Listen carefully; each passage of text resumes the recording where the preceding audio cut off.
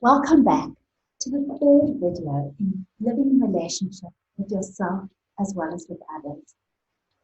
And today I'm going to talk about living in community. We want to make a meaningful contribution to our culture. We want to bring our project into the world. We want to work in teams. We want to live in a world that we co-create to become a better place than when we arrived. We want to live in the marketplace rather than in caves. Living together as a community can help us to reach our highest potential, both individually and collectively. In other words, living in relation helps us to develop and grow. But how many relationships are actually stuck because of the hurt belonging or the hurt becoming?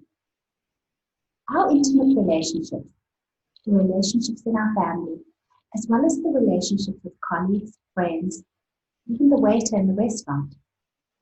All of the people we meet are part of our social capacity.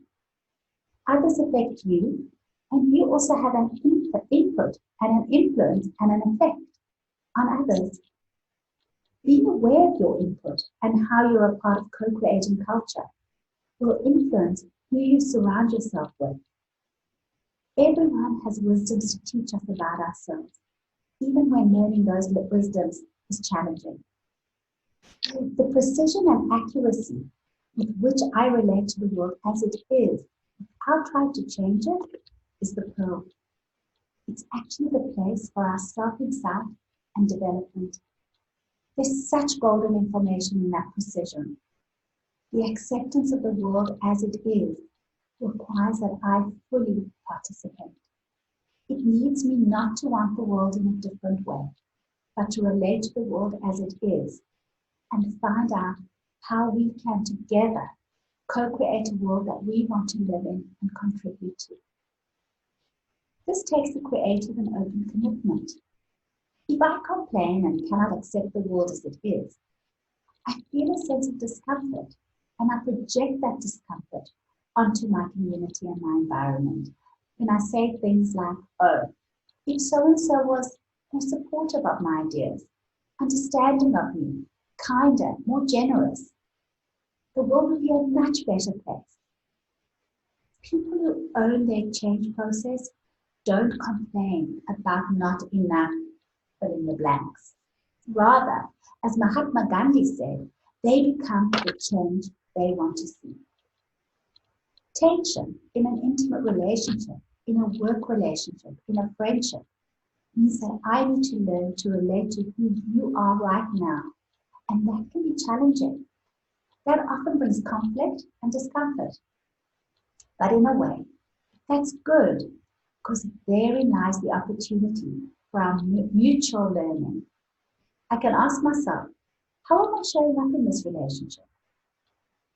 In times of unbearable tension, a wise thing to do is to get an external perspective and competence. A person who is skilled and can really facilitate change processes. It's a real blessing that I can find out through you more about myself, my ability, my desires, and how I'd like to live my life. I want to take this into a practical bit of work that you can do at home by sharing my screen with you. Okay.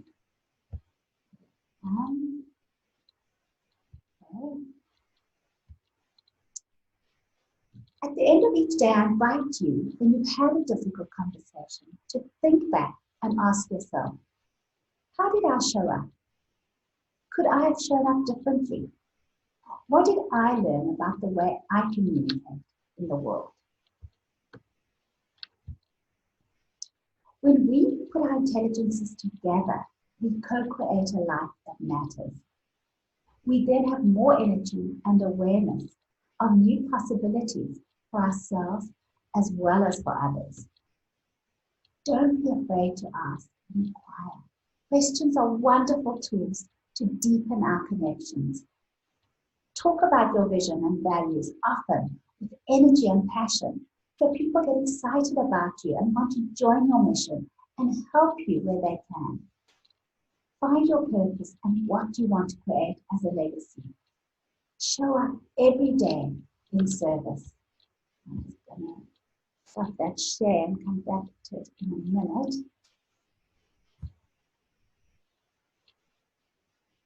Connections are hugely important to our careers as well as our lives.